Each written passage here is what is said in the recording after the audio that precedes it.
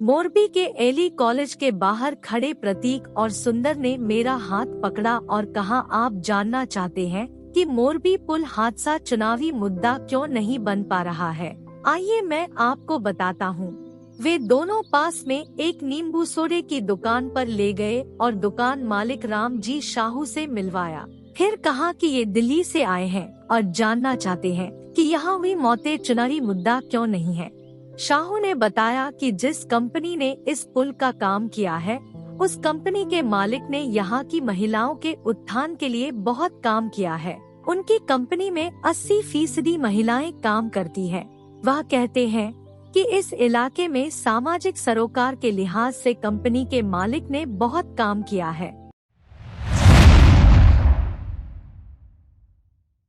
प्रतीक और सुंदर कहते हैं कि ओरेवा कंपनी ने गुजरात के कच्छ इलाके से लेकर सौराष्ट्र में स्थानीय लोगों की जीविकोपार्जन के साथ साथ सामाजिक दायित्व के लिए भी बहुत से कार्य किए हैं। प्रतीक कहते हैं कि इस घटना के लिए पुल का मेंटेनेंस काम करने वाली कंपनी को लेकर लोगों में नाराजगी तो बहुत है, लेकिन वह नाराजगी इस स्तर की नहीं है कि लोग उसके प्रति नफरत फैलाकर कोई बड़ा मुद्दा बनाएं। इसकी वजह बताते हुए वह कहते हैं कि आप कंपनी के सामाजिक सरोकारों से जुड़ी हुई चीजों को नहीं जानते हैं।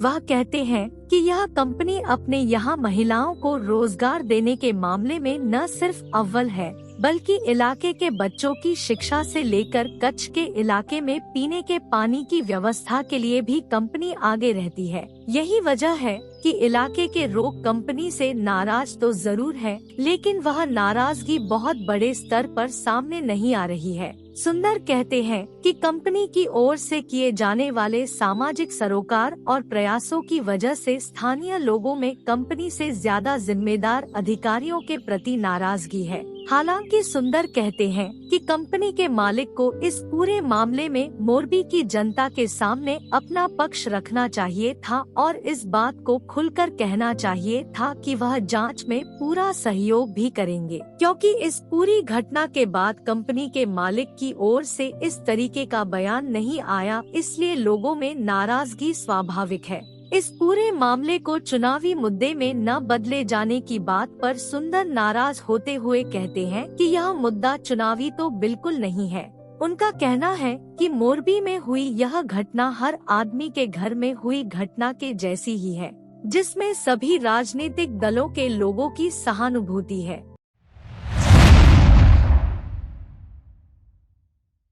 हालांकि इस पूरे मामले में चर्चा करते हुए जगन भाई ढोलकिया कहते हैं कि भाजपा ने जिस तरीके से यहां पर अपने प्रत्याशी को बदला है, वह भी इस पूरे मामले को डैमेज कंट्रोल करने जैसा ही है। जगन कहते हैं कि भाजपा ने कांतिलाल अमृतिया को टिकट देकर मोरबी के पूरे मामले में न सिर्फ सुरक्षित दाव चला है, बल्कि इतने बड़े मामले को बखूबी हैंडल भी कर लिया है। तमाम राजनीतिक समीकरणों की चर्चा करते हुए जगन भाई ढोलकिया कहते हैं कि दरअसल जो कंपनी पुल की देखरेख के लिए तय हुई थी, वह यहाँ के पाटीदार समुदाय से जुड़े व्यक्ति की है।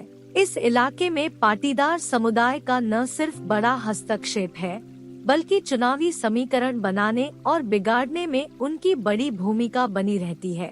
चूँकि कंपनी पाटीदार समुदाय से जुड़े व्यक्ति की है और यहाँ के भाजपा, कांग्रेस और आम आदमी पार्टी की तीनों प्रत्याशी भी पाटीदार समुदाय से ताल्लुक रखते हैं। ढोलकिया कहते हैं कि अगर कोई नेता इस मामले को ज्यादा तूल देता है, तो संभव है कि चुनावी परिणामों की दशोदिशा भी उसी लिहाज से तय होती। गुजरात के सियासी जानकारों का कहना है कि पाटीदार समुदाय का असर सिर्फ सौराष्ट्र इलाके में ही नहीं बल्कि पूरे गुजरात में है।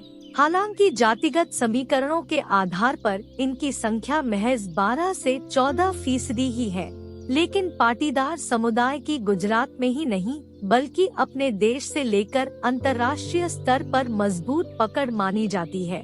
गुजरात के सियासी जानकारों का कहना है कि बात जब वोट बैंक की आती है तो बड़े बड़े मुद्दे पीछे हो जाते हैं। मोरबी में हुई बड़ी घटना भी इसी नजरिए से देखी जा रहा है।